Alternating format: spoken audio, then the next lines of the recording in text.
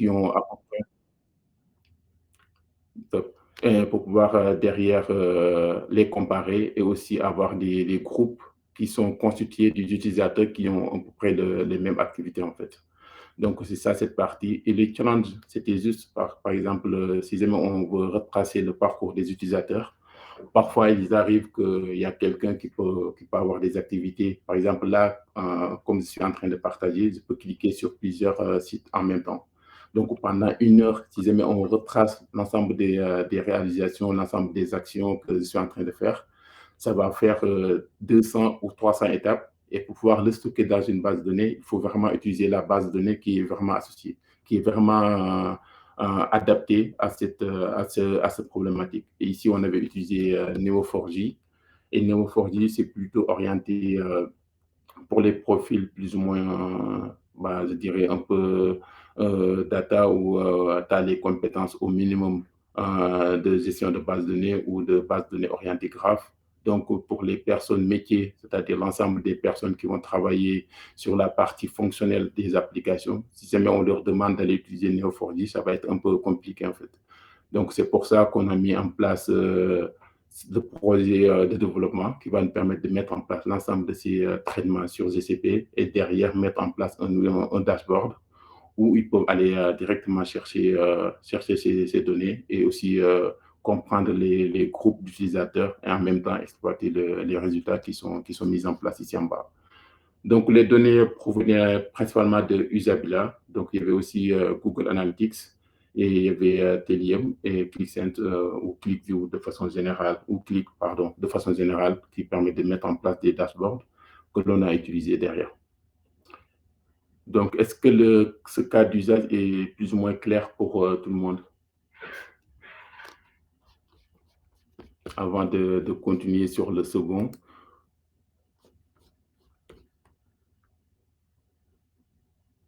Ok, j'imagine que c'est plus ou moins clair. Qui ne dit mot consent, mais ok, je vais juste continuer sur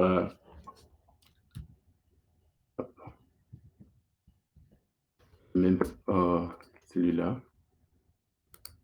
Donc là, c'est le second cas d'usage que je vais aussi présenter avec l'ensemble des outils qui sont associés. Donc là, les outils qui sont différents, c'est juste que là, on utilise des API. Donc ça, c'est un projet chez Accor Hotel qui permettait d'automatiser, donc comme le titre le dit si bien, en fait, d'automatiser juste le suivi des feedbacks des utilisateurs. Donc, ce sont Accor Hotel, pour ceux qui ne connaissent pas, c'est un groupe d'hôtellerie qui est constitué en même temps de plusieurs hôtels. En fait, c'est un groupe d'hôtellerie qui est constitué d'un ensemble d'hôtels, en fait, parce qu'il y a des acquisitions et tout. Et derrière, il y a un service qui permet de gérer l'ensemble des services au niveau de ces hôtels, en fait. Donc là, souvent, quand il y a des personnes qui accèdent à leur site ou à leurs hôtels, parfois ils peuvent laisser des commentaires, des retours d'expérience. Et derrière, il y avait des outils qui nous permettaient d'aller les chercher en fait. Donc il y a l'ensemble de ces applications en bas à gauche, Apani, qui est une application que vous pouvez retrouver notamment sur Android et aussi sur iOS. Donc c'est une application qui permet de retracer un peu les téléchargements d'une application, les mises à jour, ainsi de suite. Et on a aussi ServiceNow, Usabila, Abbott et Salesforce, c'est un peu les mêmes outils. En fait, c'est là où on va recueillir Abbott et Usabila, c'était plutôt des API que l'on introsait pour aller chercher les données. Donc, ServiceNow, c'est l'ensemble des retours clients que l'on peut retrouver dedans. Et également Salesforce, donc ce sont des bases de données qui sont implémentées, que l'on pouvait tous utiliser. Et l'ensemble de ces applications-là sont utilisées au sein d'un modèle en fait, qu'on a développé sur GCP, donc Google Cloud Platform, qui nous permettait de mettre en place l'ensemble du data flow pour aller récupérer à la fois les données. Une fois que les données sont récupérées, de pouvoir faire des traitements qui sont nécessaires afin de pouvoir exploiter l'ensemble de ces données. Et souvent, ces informations que l'on récupère, c'est principalement des commentaires. Donc, il y avait beaucoup de textes. Et l'idée, c'était juste de ne pas stocker des textes bruts. Donc,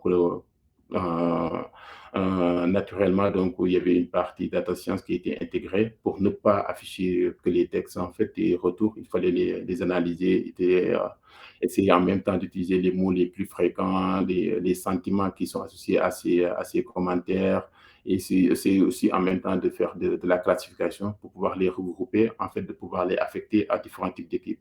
Par exemple, si jamais c'est un retour qui concernait l'équipe informatique, on va pouvoir sélectionner l'ensemble des retours où on voyait vraiment des demandes de services informatiques et on peut l'affecter au service informatique pour leur dire, allez, attention, faites bien attention à ceci, à cela. Service pays, pareil, service finance, ainsi de suite.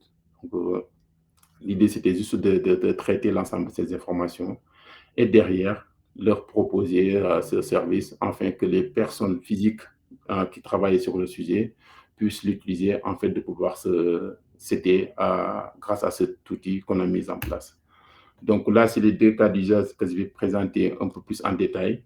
Donc jusqu'ici, avez-vous des questions? Vous pouvez ouvrir vos micros si vous voulez. Comme ça, si jamais il y a des détails que je dois éclaircir avant d'entrer dans les détails, avant d'entrer dans le vif du sujet, comme ça au moins il n'y aura pas d'ambiguïté ni de malcompréhension de certains points en fait. On a un public plus ou moins réservé, j'ai l'impression. Oui. Merci beaucoup, Cédric. Donc, bon, désolé, hein, donc, j'avais pas raté le début de la session. Ah, pardon, c'est qu'est-ce qui parle? Je ne vois pas trop. Euh, c'est Dergan, Dergan. Ok, ok, Je suis manager de Galsen AI, cofondateur de ok, ça. ok. Ok, allez-y, Dergan. Oui, donc il y a une question dans le chat, c'est juste pour remonter la question. Il y a Fall qui demande dans les deux use cases, avez-vous fait des transformations sur les données? Si oui, Hmm. quelles étaient les technologies utilisées? Ouais, bah, les transformations de données, bah, je crois que c'est très compliqué de faire un projet Big Data sans pour autant le faire. Donc, c'est une méthodologie qui vient très souvent en fait. Donc là, sur le premier projet chez Orange, donc c'était des données qui provenaient des sites. Donc c'était juste pour tracer le parcours d'utilisation. Donc on avait un utilisateur, c'est-à-dire un ID d'utilisateur, et derrière, je vais juste rajouter ça.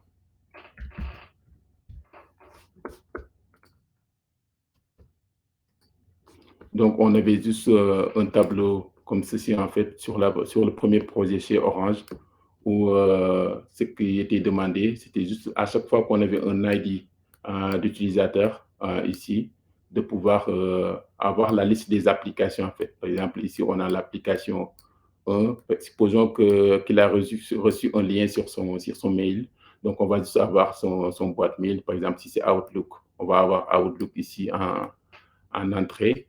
Et derrière, si jamais, depuis le lien du mail, il a cliqué pour accéder à une page ou à une application, derrière, on va juste tracer l'ensemble des étapes jusqu'à l'étape N, en fait, jusqu'à l'action N qu'il a réalisée. Ou si c'est une conversion, tant mieux, on met 1.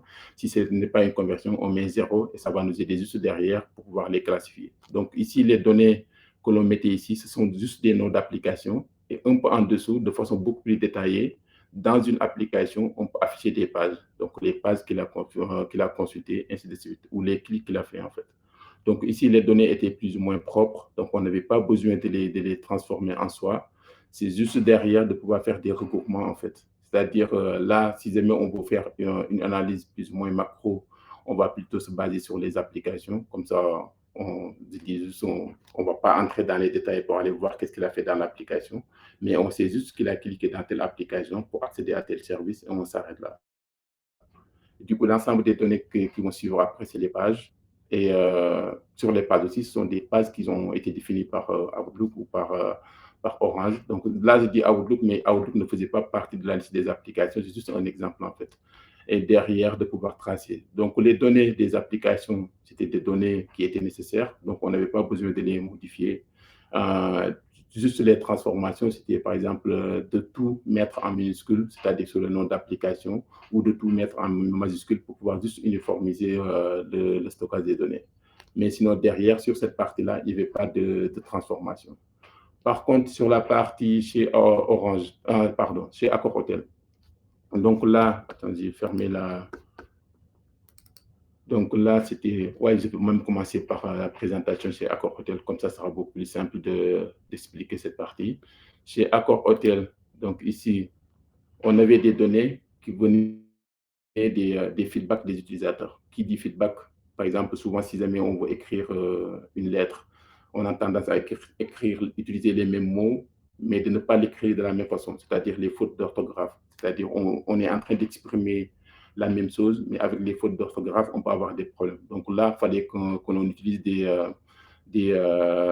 outils de correction pour juste, au lieu d'utiliser le mot en entier, de garder juste le radical en fait. Par exemple, si jamais on a ici quelqu'un pour exprimer un feedback a utilisé un verbe, l'autre a utilisé le même verbe à l'infinitif, l'autre a utilisé le même verbe à l'infinitif, mais en mettant un S, alors qu'à la base, il ne devait pas en avoir un S.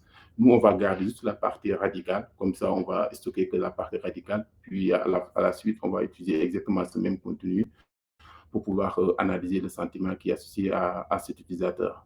Autre partie, c'était juste aussi les outils qui sont utilisés ici. Donc, il y avait Accor Hotel, c'est un groupe international. Donc, il y a des hôtels, je ne sais pas s'il y en a au Sénégal, mais il y en a en France, aux États-Unis, dans des pays, c'est-à-dire les langues, ce n'étaient pas les mêmes.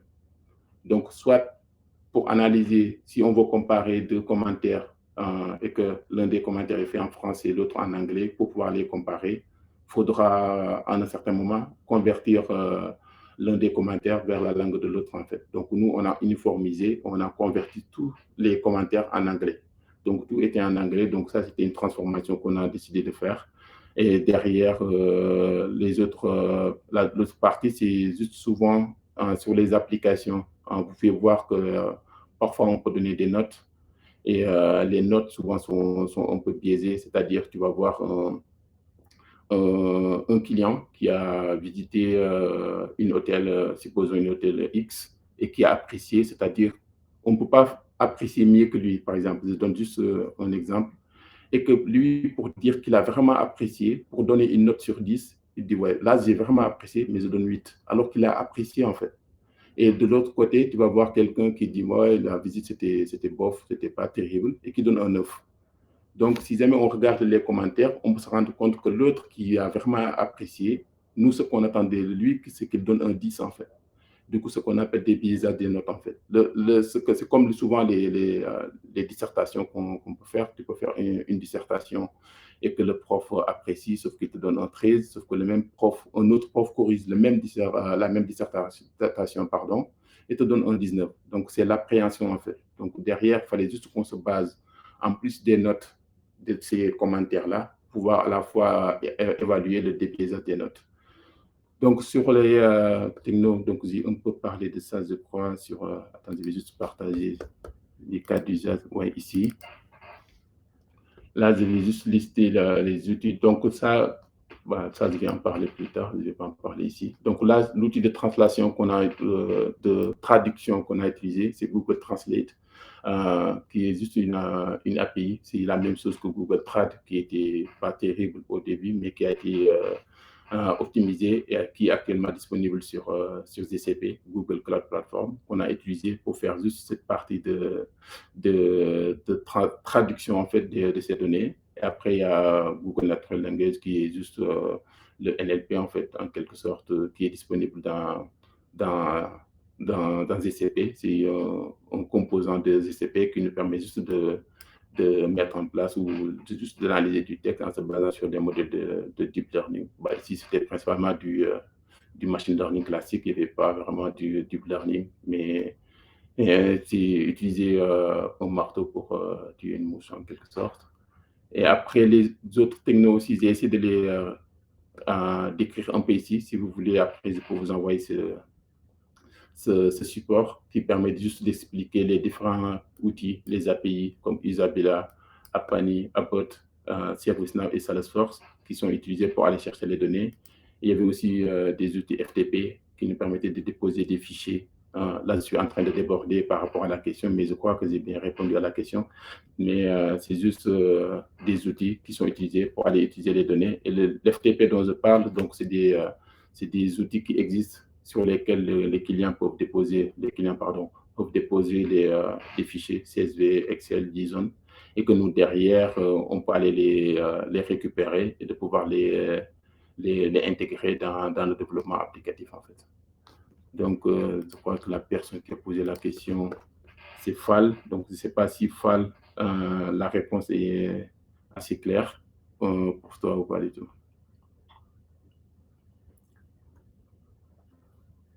Top, merci Fal. D'autres questions sur les deux cas d'usage avant d'entrer dans les détails?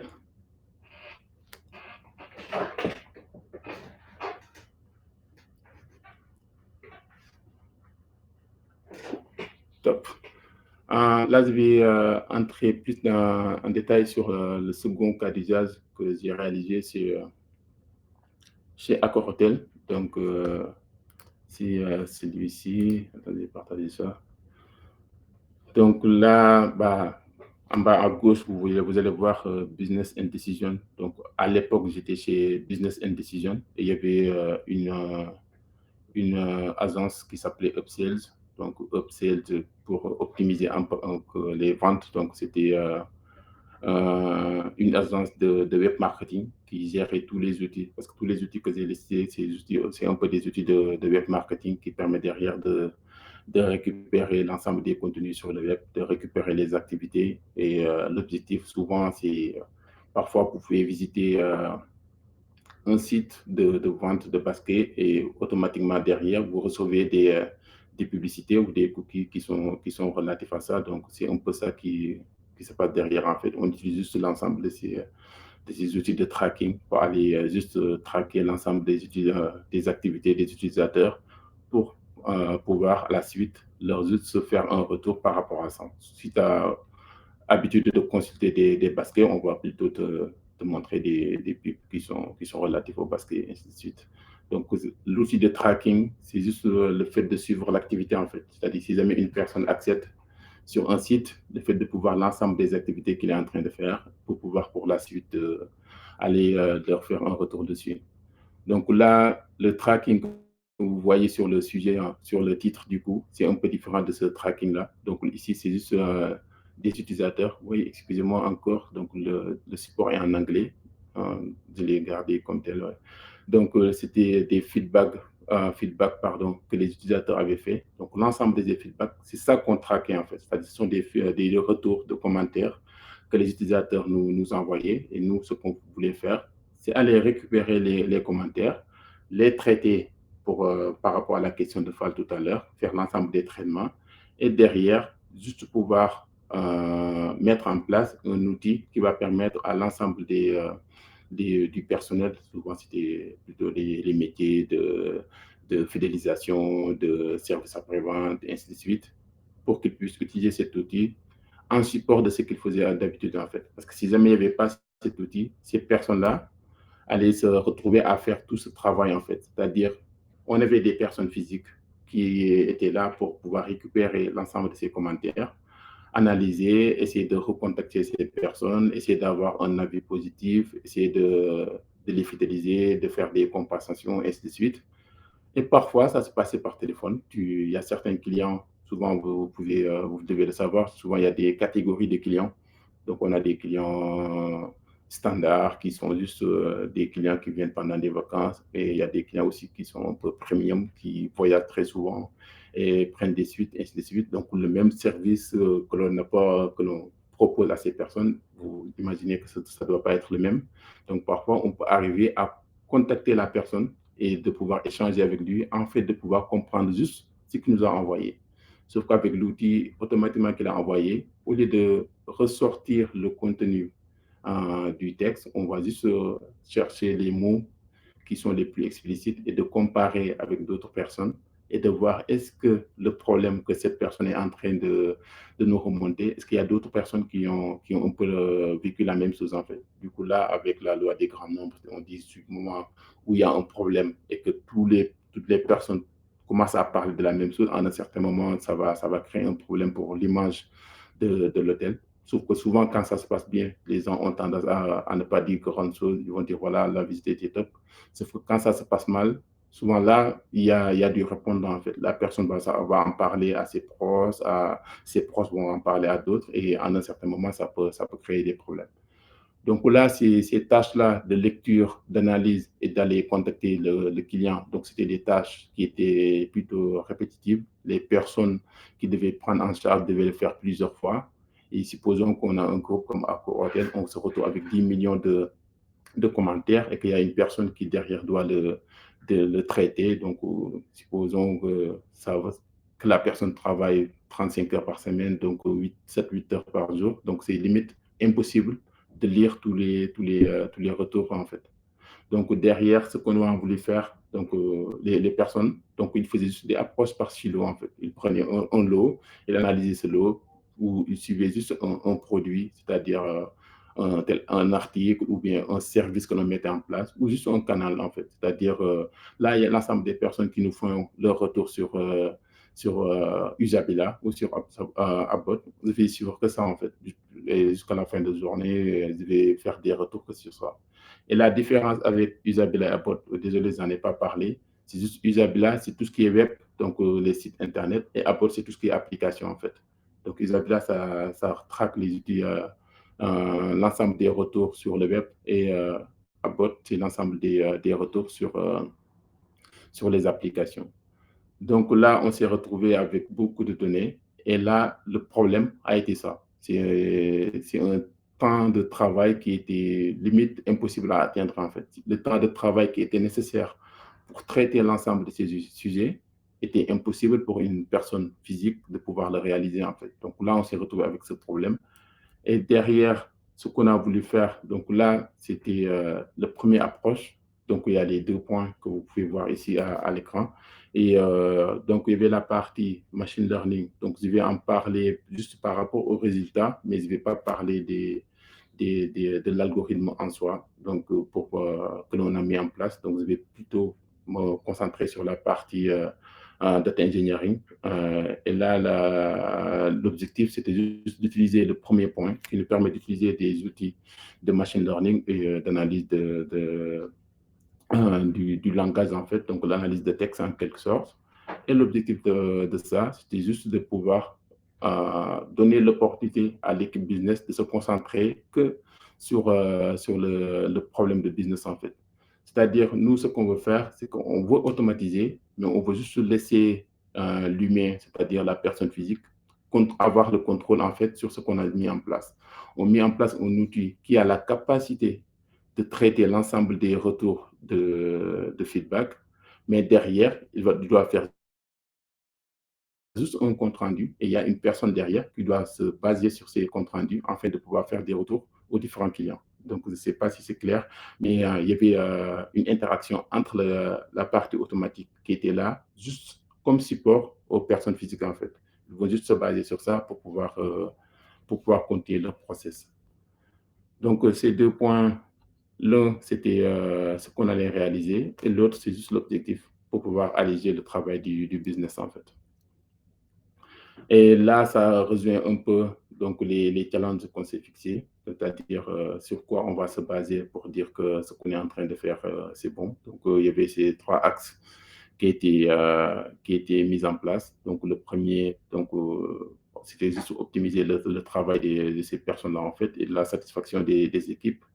Et le deuxième, c'est juste si jamais on avait une personne, elle va analyser, pardon, 5 ou une centaine de feedbacks. Sauf que là, avec l'outil, on peut augmenter ce volume de feedback à traiter. Et là, le dernier point, c'est juste la vélocité, en fait. Le fait de pouvoir avoir 10 000 commentaires qui sont mis en place et de dire que les 5 000, c'est pratiquement pour tel service et derrière, c'est pour tel problème et il faut contacter tel service pour pouvoir réaliser, en fait, derrière. Donc, si jamais on arrivait à faire ça, c'est qu'on a réussi ce que les challenges, en fait, derrière. Donc là, j'ai récupéré juste les données brutes, en quelque sorte, ce qu'on utilisait souvent. Donc cela, c'était, après les mots techniques, je ne vais pas entrer. Donc verbatim, c'était juste les feedbacks qu'on pouvait utiliser depuis ces plateformes. Donc à chaque fois, on avait des thèmes. Et sur les thèmes, on avait les verbatim, qui étaient juste les retours clients, en fait.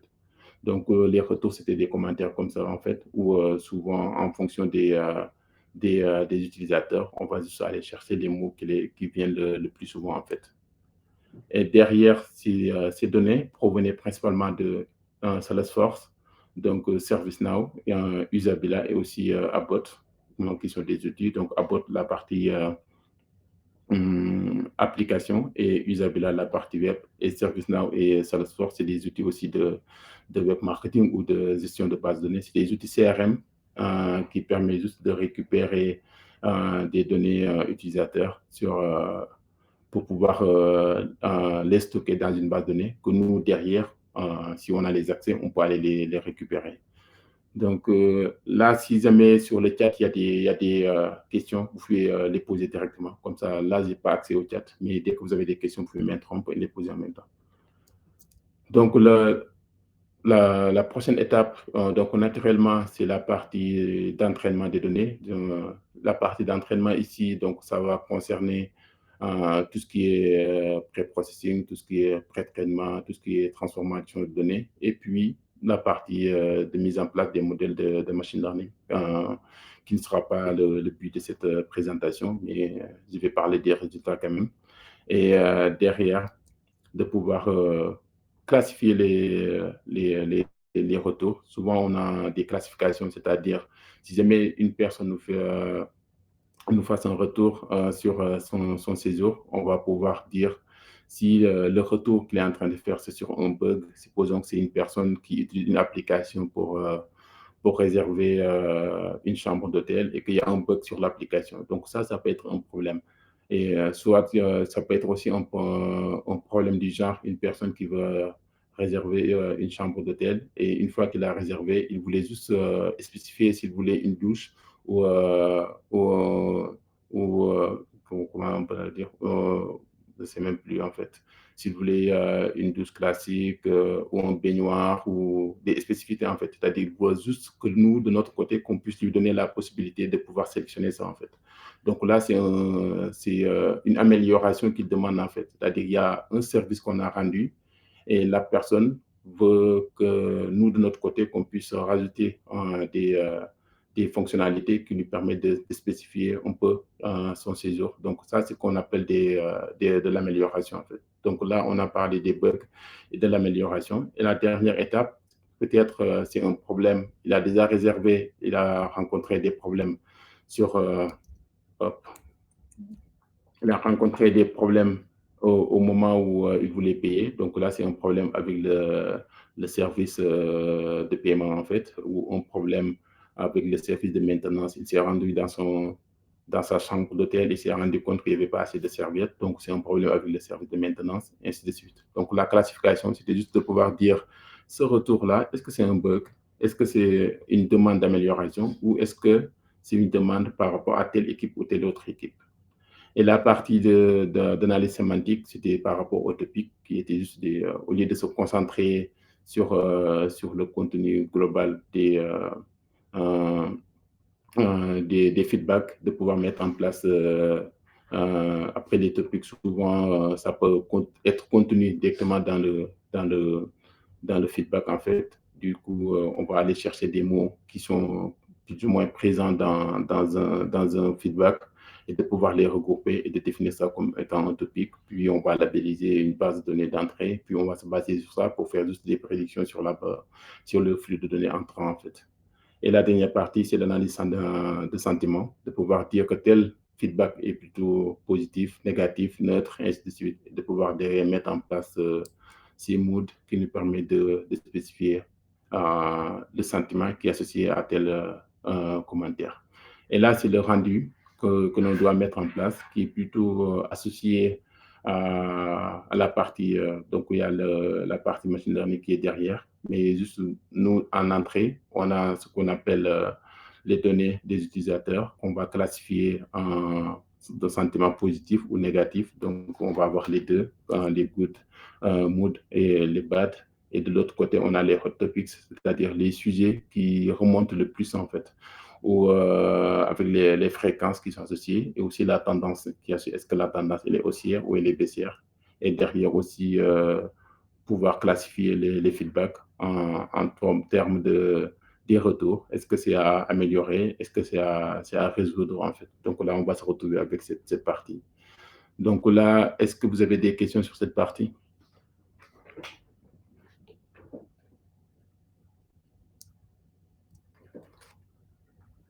Bien.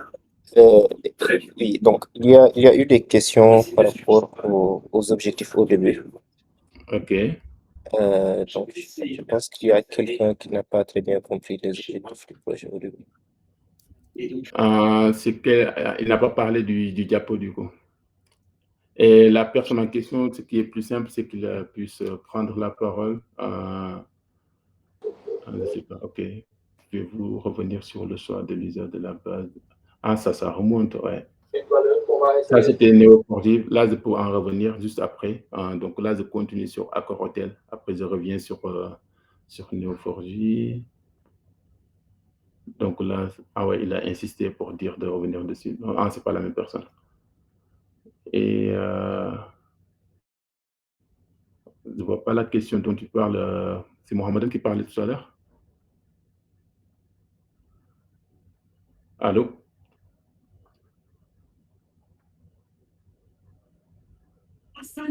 Donc, si vous pouvez activer votre micro aussi, poser la question comme ça, oui, c'est pas plus clair.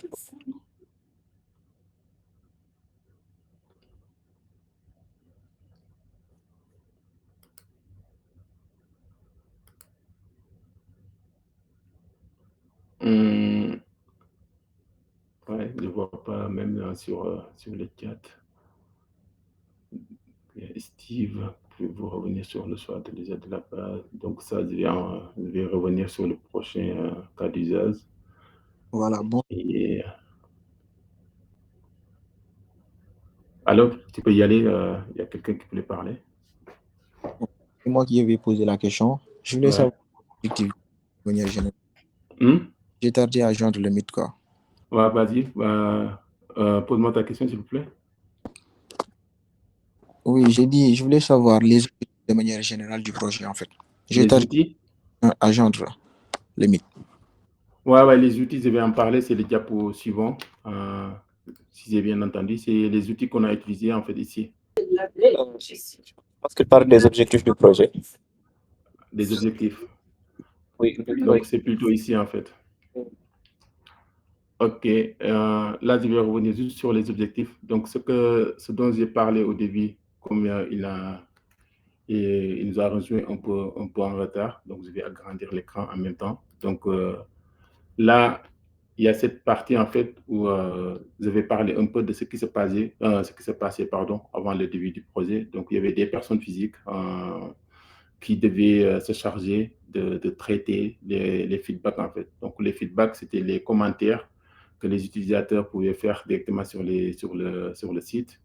Et ces personnes devaient traiter ces feedbacks manuellement en fait et de pouvoir derrière apporter une réponse à la personne qui a fait ce feedback en fait. Donc, c'était des tâches qui étaient répétitives, qui revenaient tout le temps. C'est-à-dire, à chaque fois, la personne devrait à la fois lire le contenu de ces messages, comprendre le contenu du message. Supposons la personne est francophone, si le message est en espagnol, ça va être un peu compliqué. Donc là, le premier lacune, c'est que la personne va traiter que les messages qu'ils ont en français, déjà. Et déjà, les messages en français, il va les lire plusieurs fois pour comprendre, faire un retour à tel service, comprendre c'est quoi le véritable problème avant de rapporter une réponse à ça. Donc là, on avait un problème par rapport au volume qui est retourné. Tout le volume n'était pas traité. Il n'y avait que certains feedbacks qui étaient traités. Et derrière, il y avait aussi un problème d'efficacité en quelque sorte. On savait dès le début que la personne ne pouvait pas réaliser tout ce travail en fait. Donc l'objectif, c'est de mettre en place un outil qui va nous permettre d'aller, d'abord, j'ai parlé un peu des transformations qui sont faites. Donc il y a la partie traduction, c'est-à-dire tous les commentaires au début, on va tous les traduire en anglais. Donc on va avoir que de l'anglais en sortie. Et derrière, avec cette solution, on peut traiter ce contenu des messages, avoir les feedbacks qui sont les plus fréquents en fait, avec les topics dont j'ai parlé tout à l'heure. Et en même temps aussi, derrière, on peut dire si tel feedback est plutôt positif ou négatif. Du coup, tout ce qui est positif, souvent, c'est ce qui se passe bien. Mais si tout ce qui est négatif, c'est là où il faut que ces personnes-là puissent se concentrer dessus et d'essayer de l'améliorer en fait. Donc, grâce à cet outil, donc j'ai parlé un peu de cette interaction homme et, je vais parler de machine, mais c'est pas vraiment homme et l'algorithme, disons. On a un algorithme qui a la capacité, je vais revenir ici, là c'est les 4 solutions dont j'ai parlé, Salesforce, ServiceNow, Upwork et Usabila. Donc on a un outil qui est capable d'aller chercher les commentaires. S'il y en a 100 000, il peut aller récupérer les 100 000, les regrouper en topics, c'est-à-dire on va avoir ce qui sont les mots les plus fréquents, on va avoir aussi les services qui sont les plus demandés, on va avoir aussi les bugs qui sont associés, on va avoir en même temps aussi les demandes d'amélioration et aussi les équipes qui sont associées. C'est-à-dire si c'est un problème avec un paiement, on va plutôt l'associer avec le service paiement. Donc tout ce qui est fait manuellement ici, on peut le faire automatiquement. Et derrière, la personne, tout ce qu'il aura à faire, c'est qu'on va mettre en place un dashboard qui sera fait sur Google Data Studio, qui est actuellement Looker. Et directement avec Looker, il va constater exactement le rendu de l'algorithme, en fait. Et lui, il va se baser sur ce rendu-là pour pouvoir répondre derrière. Est-ce que c'est clair? Pardon, je n'ai pas retenu votre prénom, mais... C'est Mohamed, c'est clair, ouais. Mohamed, ok. Donc, d'autres questions? Vous pouvez ouvrir vos micros. Donc, c'est libre, en fait. Vous pouvez dire tout ce que vous voulez.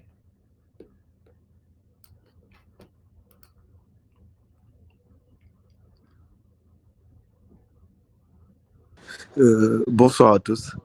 Ouais. Merci. Ok, donc merci pour la présentation. On va se contacter après. Donc, juste pour savoir, peut-être tu vas en parler, hein, mais sinon, voilà, de revenir surtout sur le détail de modeling qui m'intéresse un peu plus, et aussi la réalisation sur des dashboards. Est-ce que c'est toujours un service web intégré sur... Puisque tu as parlé de CRM, est-ce que ça va être toujours intégré dans le CRM Salesforce ou bien c'était externalisé? Voilà. Okay. Bien, si c'est l'étape suivante aussi, tu peux attendre de faire la présentation. Voilà. Ok, top. Ouais, là, c'est un master qui vient de parler. Non.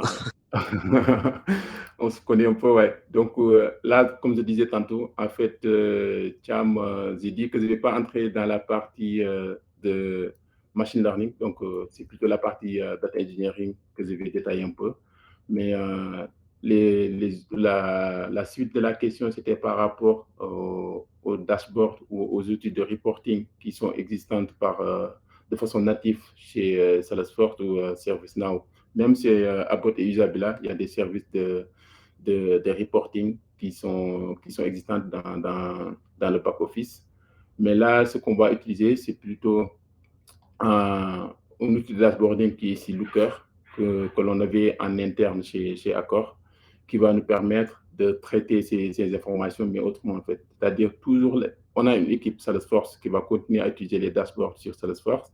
On a une équipe ServiceNow qui va continuer à utiliser les dashboards sur l'équipe ServiceNow. Mais sur ce projet-là, l'outil dashboard qu'on va mettre en place, c'est comme si c'était un outil générique qui va nous permettre de retracer l'ensemble du parcours de la donnée, en fait, depuis la source jusqu'à la destination. Du coup, on va savoir via l'outil, les données proviennent, quel est le volume de données en quelque sorte qui provient de Salesforce, de ServiceNow, Upwork et Usabila.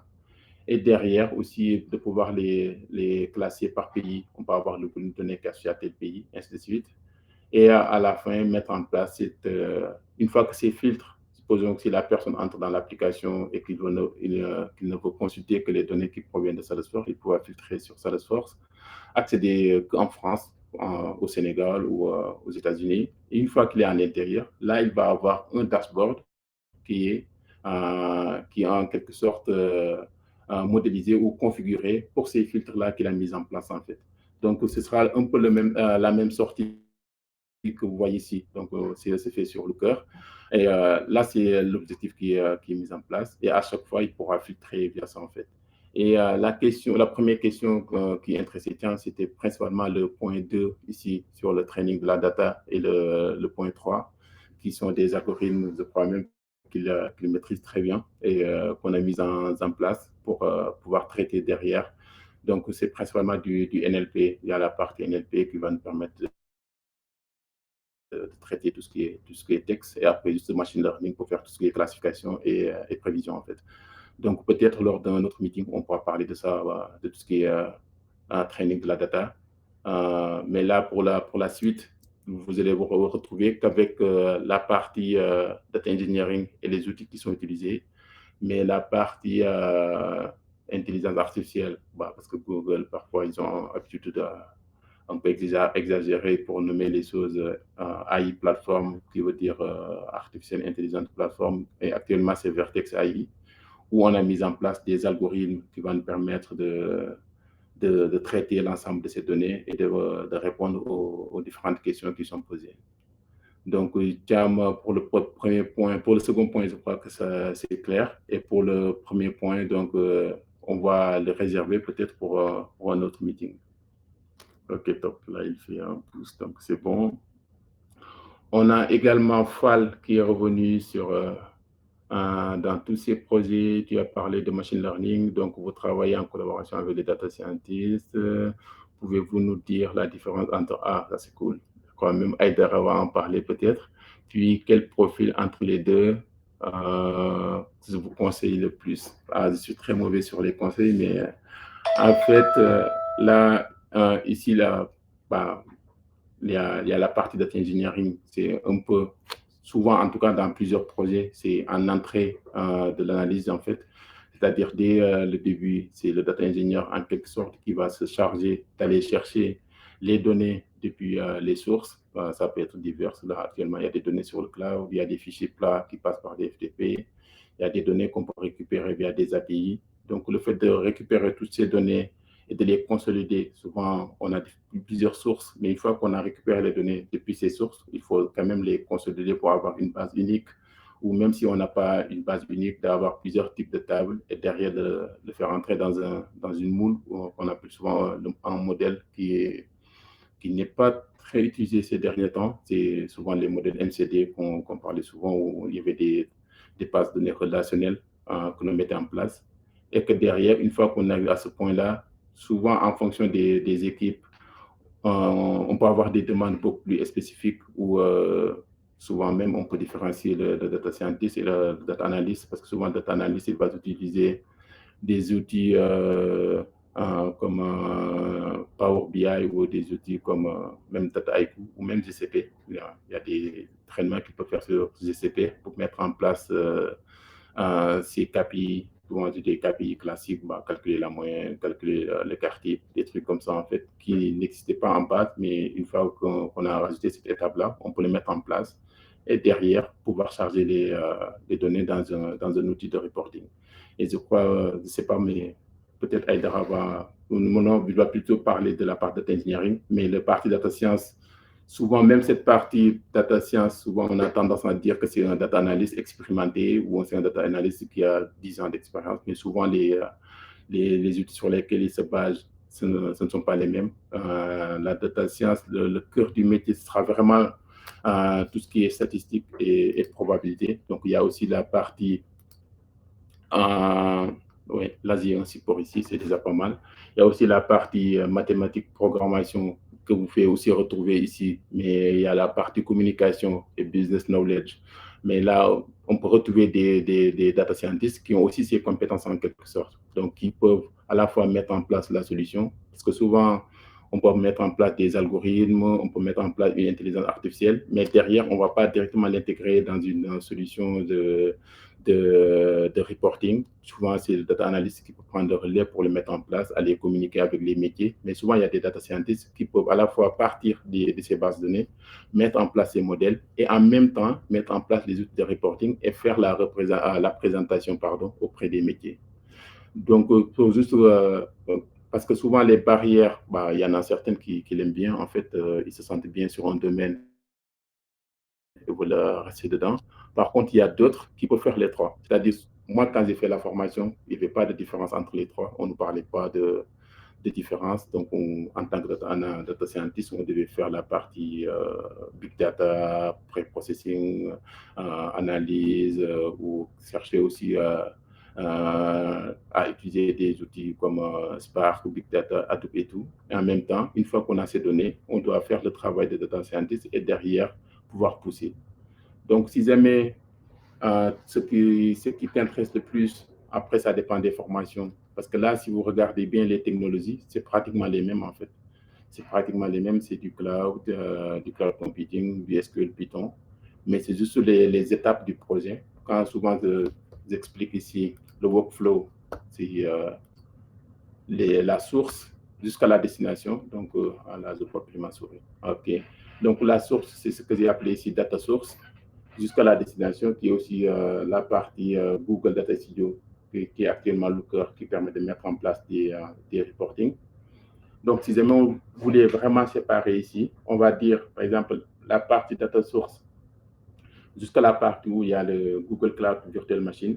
C'est le data engineer qui se charge de ça, en fait, qui va se baser sur les sources pour mettre en place le data flow, les récupérer, les mettre en place dans des buckets.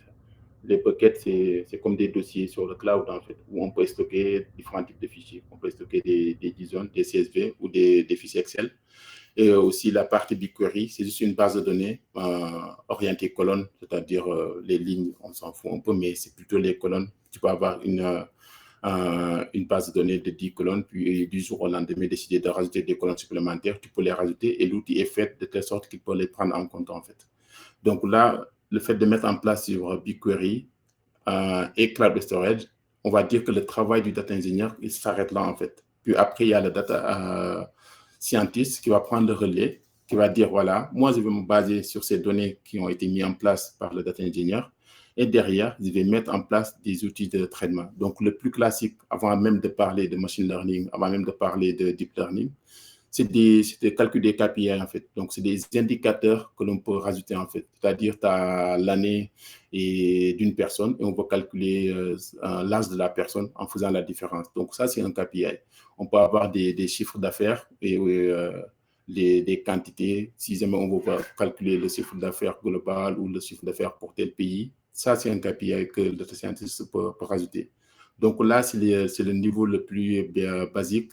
Et derrière, si jamais on veut aller plus loin, on va aller utiliser des outils de machine learning, de deep learning, pour mettre en place beaucoup plus de données, en fait. C'est-à-dire, on avait des données qui étaient déjà disponibles de façon brute, et le data scientist, il va prendre ces données et rajouter beaucoup plus d'informations qui va plus être spécifique par rapport à la demande qui est mise en place. Et à la fin, on aura un data analyst qui va venir se baser sur ces outils-là pour mettre en place un outil de reporting et derrière promouvoir ce travail qui est fait en amont. Bah, souvent, il y a le data scientist et le data engineer qui peuvent être un peu en dessous de l'iceberg, mais c'est le data analyst qui sera un peu au-dessus pour pouvoir derrière partager par rapport à ça. Donc, c'était une question de Fall. Donc, je ne sais pas si ça a été très clair. Oui, Seri? Ouais. Je ne sais pas s'il y a des cas d'usage qui restent à présenter.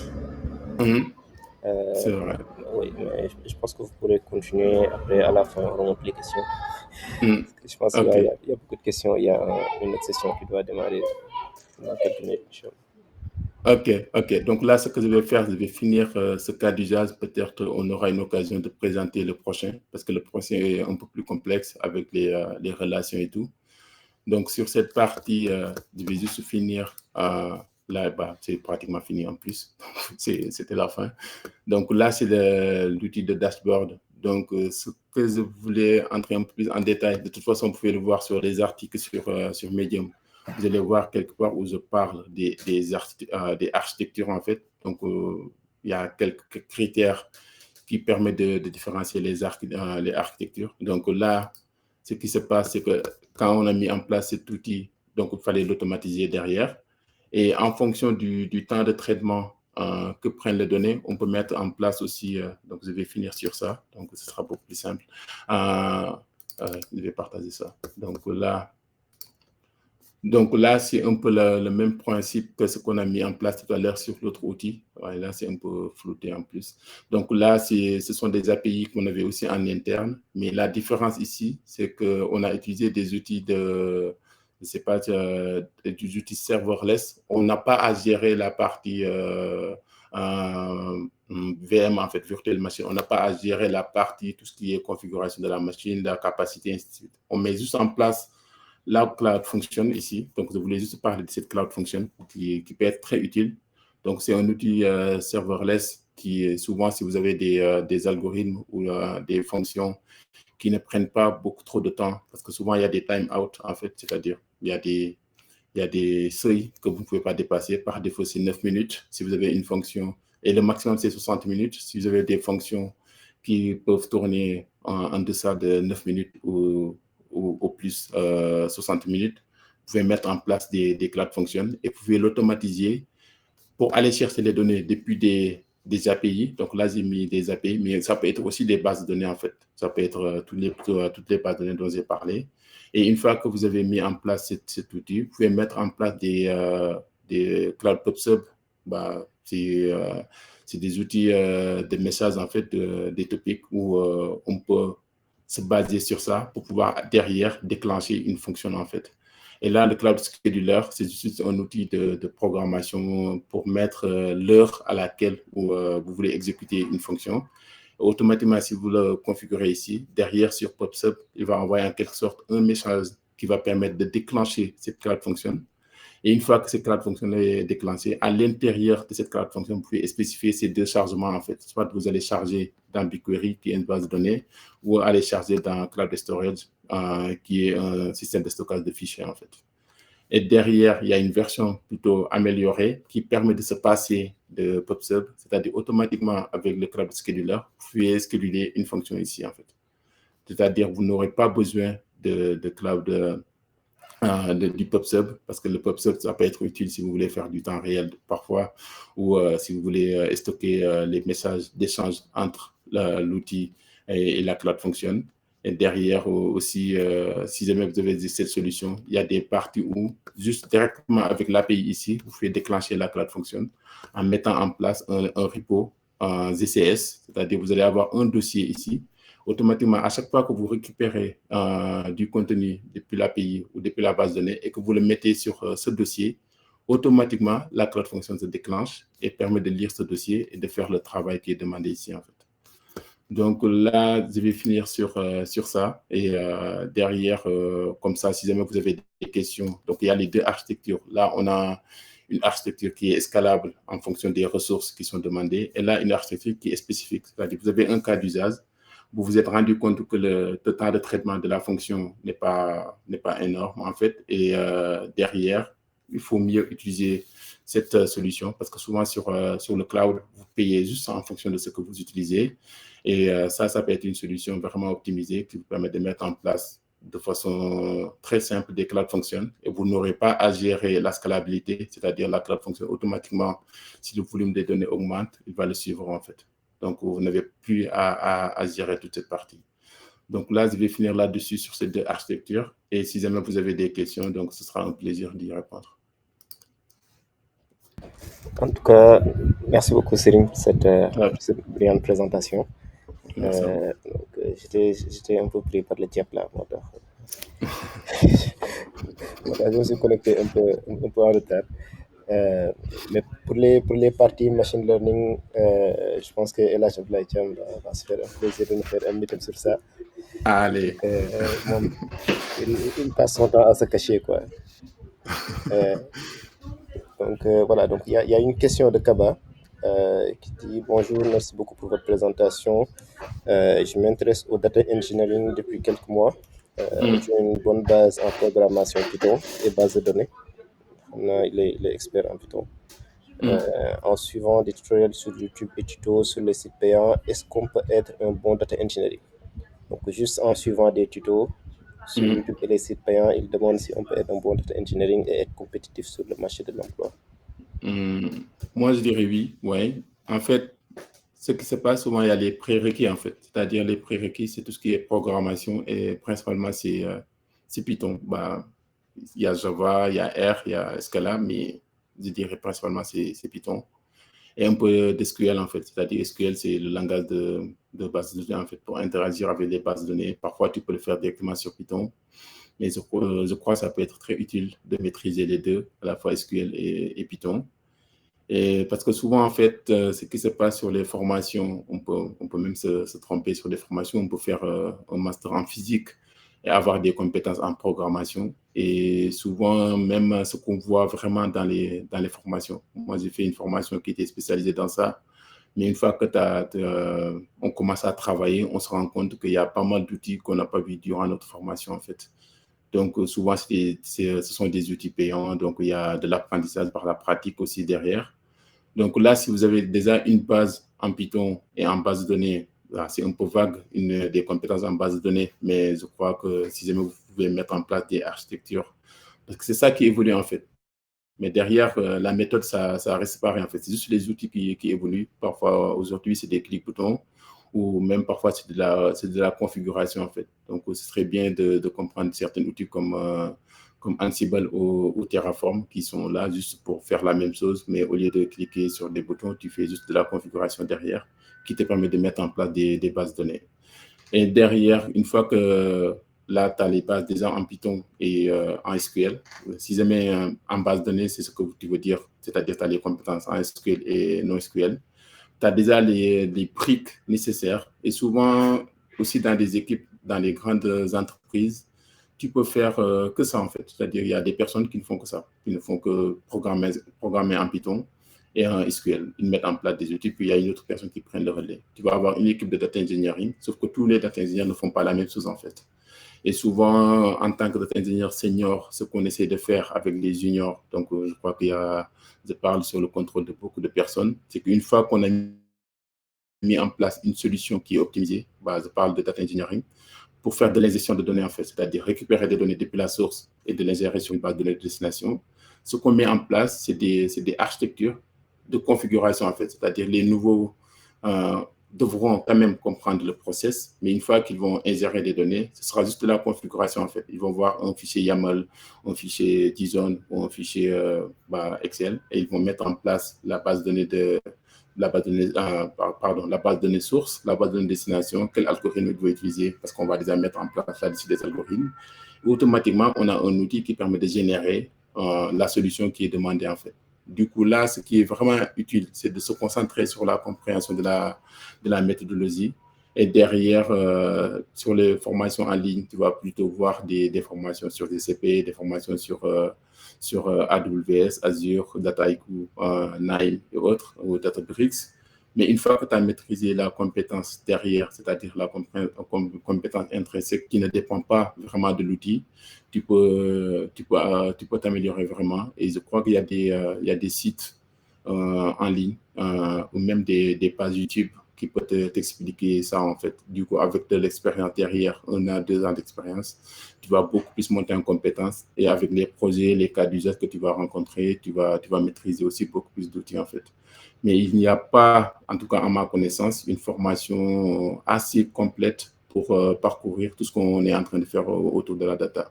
En plus, ça se passe très vite. Aujourd'hui, on parle de ChatGPT, on parle de nouvelles compétences qui sont demandées ou ce sera juste des personnes qui vont l'interroger et tout.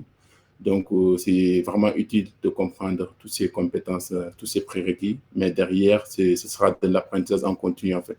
Tous les jours, tu vas devoir apprendre, te renseigner sur les nouvelles technologies et en même temps aussi faire de la veille sur les nouveaux langages ou nouvelles façons de mettre en place des architectures, en fait.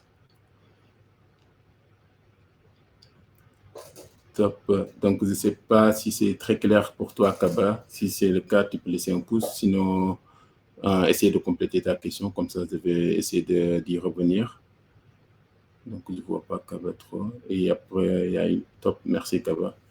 Donc, il y a un master avec nous. OK, top. De l'intelligence artificielle. Et est-ce que vous pouvez nous expliquer... Oh là là, quel data ninja. Okay. Ah oui, le data ninja, je ne sais pas. Master, tu peux nous rejoindre. Tu peux activer ton micro. Je ne sais pas combien de minutes il nous reste. Et si jamais tu veux partager sur ça, donc je ne sais pas si c'est une blague ou si c'est sérieux, mais... Data ninja quand même. Bon, est-ce que tu ne vas pas de Data Ninja? Khalifa. Data Ninja. Peut-être c'est une faute de frappe, je ne sais pas. El Data Ninja. Cool master, je ne sais pas. Ça fait du bien de rigoler, mais c'est déjà bien. Peut-être Abdoulaye Thiam en saurait plus, mais... c'est peut-être un vrai outil, hein. On voit n'importe quoi maintenant. Ouais, bien sûr, bien sûr. Ouais. C'est comme quand on développe en fait et qu'on doit définir une variable. On a toujours du mal à le définir, ouais. Vu qu'on va avoir variable et ainsi de suite. Ouais, je viens de voir un dataninja.com là. Ah, bah, ça c'est top, dataninja. Je pense que c'est juste un outil. Hein. Ah ouais, ça existe vraiment, ouais. Ouais, C'est la solution du master. Voilà, donc il y a généralement beaucoup de solutions existantes. Et généralement, dans ces domaines-là, les concepts sont plus importants. Quoi. Et vous maîtrisez Exactement. Comme vous l'avez soulevé tout à l'heure. À partir de là, vous pourrez utiliser n'importe quel outil parce qu'on en voit tout le temps émerger. Tout à fait. Donc voilà, Data Ninja, ça existe bien. Ok. Top, merci Derben. Merci encore, Céline. Donc, je pense qu'on va se préparer pour la session suivante. Ok. Bon, il y a une dernière question qui vient de tomber. Peut-être on va finir par ça avant de passer à la session suivante. Étudiant en fin de cycle Data Science, sujet de mémoire, j'aimerais travailler sur la mise en place d'une data pipeline pour l'ingestion de données et la création d'un dashboard dans mon entreprise d'accueil. Ma question est la suivante: existe-t-il des solutions gratuites pour la conception de pipeline de données? Bah c'est ChatGPT. Tu peux lui poser la question comme ça, il va te. Parce qu'en fait, là, la question, c'est plutôt sur la solution, en fait. C'est-à-dire, il y a des technologies qui existent, mais pour construire une pipeline, bah, la pipeline, elle est un peu agnostique. En fait, ça ne dépend pas des outils, mais ça dépend de la compréhension du sujet, en fait. Supposons qu'on vous dit qu'on veut mettre en place une pipeline qui va permettre à la fois de récupérer des données, de faire de la data quality, de savoir si les données sont bonnes ou fausses, mettre en place des checks, bah, ça peut être des checks sur certaines valeurs qui ne doivent pas respecter certaines choses du début jusqu'à la fin, en fait. C'est-à-dire ça, c'est ce dont je parlais tout à l'heure, en fait. C'est-à-dire c'est cette compétence-là qui ne dépend vraiment pas d'un outil, en fait. Souvent, il y a les outils DevOps qui peuvent mettre en place des pipelines directement sur des outils de gestion de version, en fait, comme GitLab ou Azure DevOps ou GitHub, tout simplement. Donc, aussi, il y a ces pipelines qui existent. Mais aussi, il y a les pipelines de data science qui permet derrière de mettre en place toute cette partie-là dont on a parlé tout à l'heure, et je ne suis pas entré dans les détails, et de pouvoir aller les checker. Donc là, la question sur la solution, en fait, la solution en soi. Après, avant, à chaque fois, tu pouvais avoir les mêmes problématiques et avoir des solutions qui sont plus ou moins équivalentes. C'est souvent parfois, même en data science, tu vas voir, on développe plusieurs modèles. Après, derrière, on met en place des outils pour les comparer, et derrière, sélectionner le meilleur de façon relative, parce qu'on va se baser sur des indicateurs. On va dire qu'il est meilleur en accuracy, il est meilleur en temps de traitement, il est meilleur. Donc, c'est toujours relatif le fait d'être meilleur sur un sujet bien déterminé. Mais derrière, la solution à mettre en place, c'est ça qui est fun, en fait. C'est ça qui fait de telle sorte que des personnes puissent rester au boulot jusqu'à 22 heures. C'est que c'est à toi, en fait. C'est une solution qui est personnalisée, en fait. C'est une solution qui t'appartient en quelque sorte. Avec ta compréhension actuelle du projet, tu peux mettre une pipeline qui est customisée par rapport à tes demandes. Donc, ça va évoluer en fonction des cas d'usage. Ça va évoluer aussi en fonction des missions. Mais derrière, une solution faite, gratuite, bah, c'est des ressources souvent. Mais après, il y a des outils, souvent en fonction des checks que tu veux faire, en fait. Des outils comme GitLab, où tu peux mettre des pipelines de checking si c'est ce que tu veux faire, en fait. Et si jamais c'est mettre en place des pipelines de gestion de la donnée depuis la source jusqu'à la destination. Donc, même souvent avec Python, ça peut être possible, en fait. Tu peux développer des fonctions sur Python et les mettre en place, sauf que ce sera une solution aussi en local, en fait, que tu vas avoir à ta disposition. Tu peux mettre en place aussi une application Flask, c'est gratuit, qui te permet de checker tout ça, en fait. Donc, ce sera vraiment de la programmation. Une fois que la solution n'existe pas, donc c'est une belle opportunité pour la développer en quelque sorte. Voilà, donc je pense que ça a été pas mal exhaustif. En tout cas, merci encore, Céline. Merci. Donc, la session est enregistrée, donc après, on va uploader ça sur notre chaîne YouTube. Okay. Je pense avoir aperçu quelqu'un qui demandait les slides aussi. Bon, après, je ne sais pas si c'est disponible, de toute façon, on pourra aussi envoyer ça. Ok, je vais les envoyer à Mohammedan ou à Dergen, comme ça, ou à Harry Potter.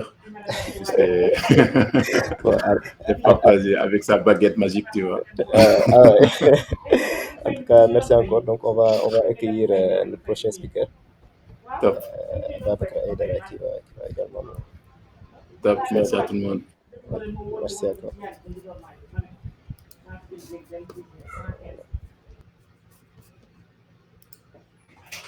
Aïdara, tu nous entends? Oui, je vous entends. Bonsoir. Bonsoir.